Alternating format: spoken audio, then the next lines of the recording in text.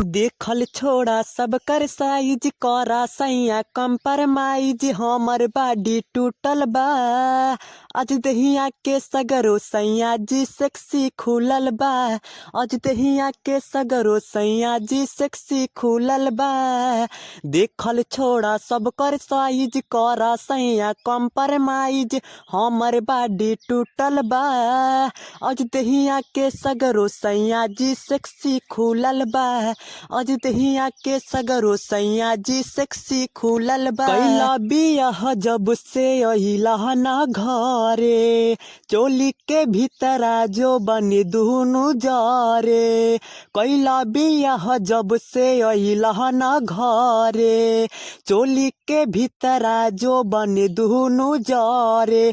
कैसे कही तोहरा से बतिया मिलल नाही कवनो संगतिया हमर दहिया फूलल बा। आज दहिया के सगरो सैया जी सेक्सी खुलल बा।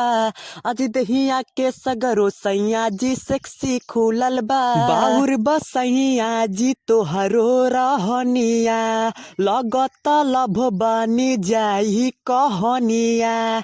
बाहुर बसैया जी तोहरो रहनिया, लागत लभ बनी जाई कहनिया। सैया भइल मोर विदेशी रहिल रोजो आतिश प्रेमी देवरू अंकित मिलल बा।